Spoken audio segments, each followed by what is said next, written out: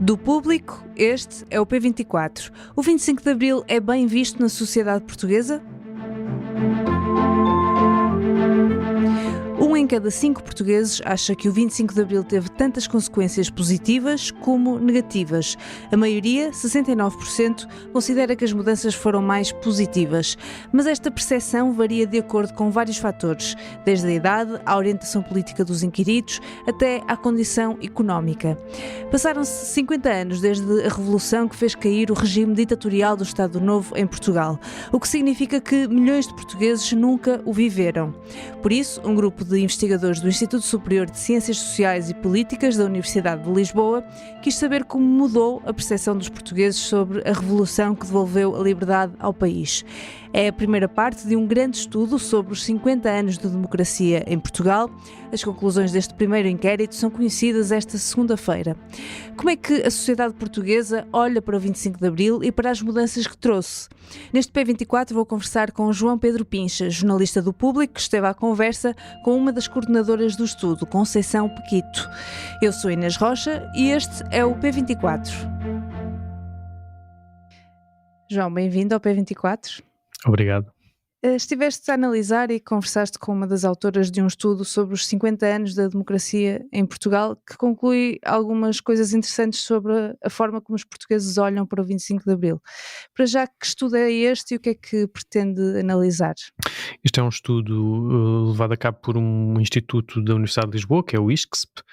Começou no ano passado e que se vai prolongar até 2028, portanto é bastante abrangente sobre os 50 anos da democracia em Portugal, através de um inquérito que foi feito a uma amostra representativa da população portuguesa e em que são perguntadas muitas coisas. Esta primeira remessa, digamos assim, do estudo diz respeito especificamente à avaliação que os portugueses fazem do 25 de Abril, ou seja, das consequências que o 25 de Abril trouxe para a vida da sociedade portuguesa. Segundo me explicou a Conceição Pequito, uma das co-coordenadoras deste projeto de investigação, mais à frente haverá outros momentos do projeto em que vão ser analisados mais finamente os resultados do inquérito, não só sobre o 25 de Abril, mas também sobre outros pontos de vista da democracia portuguesa. Uhum. Uma das conclusões do estudo é que 1 em cada 5 portugueses acha que o 25 de Abril teve tanto consequências positivas como negativas, que é uma percentagem relevante, apesar da maioria ainda achar que foram mais as positivas. Como é que os investigadores olham para este resultado? Que importância que dão a estes 20%? Apesar de ainda não terem feito uma leitura mais fina destes resultados do inquérito, o que só vai ser possível com análises estatísticas mais demoradas e com outro tipo de abordagem, os investigadores constatam que, mesmo tendo havido uma série de grandes crises nos últimos anos, a começar pela crise financeira e económica de 2008, 2009, e que em Portugal se manifestou mais seriamente a partir de 2011, seguida da crise pandémica, seguida da crise da inflação, da guerra da Ucrânia.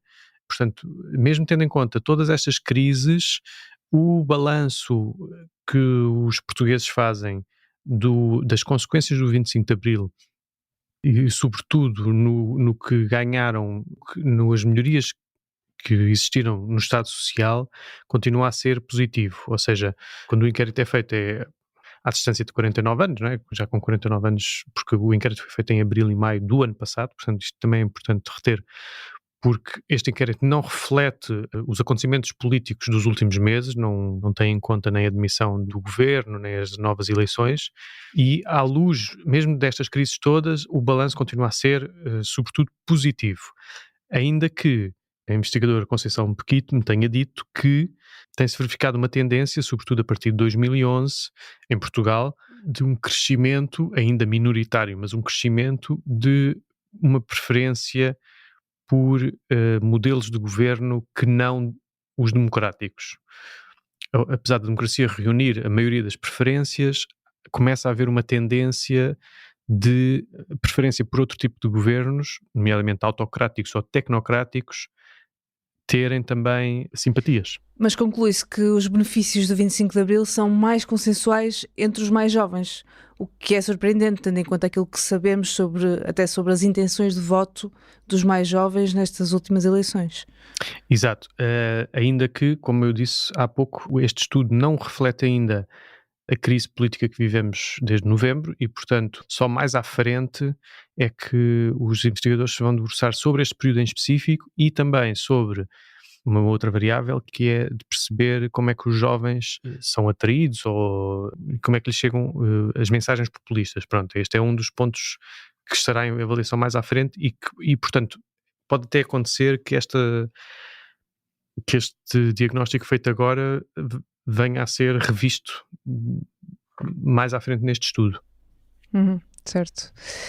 Que outros fatores é que influenciam esta percepção que as pessoas têm do 25 de Abril? Sei que estes investigadores olharam também para outros fatores, além da idade.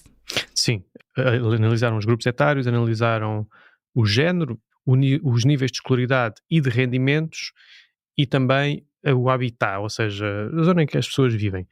E constataram que, por exemplo, entre pessoas que dizem ter uma situação económica muito difícil, o 25 de Abril é muito valorizado. São 79% das pessoas nessa situação muito difícil que dizem que o 25 de Abril foi mais positivo do que negativo.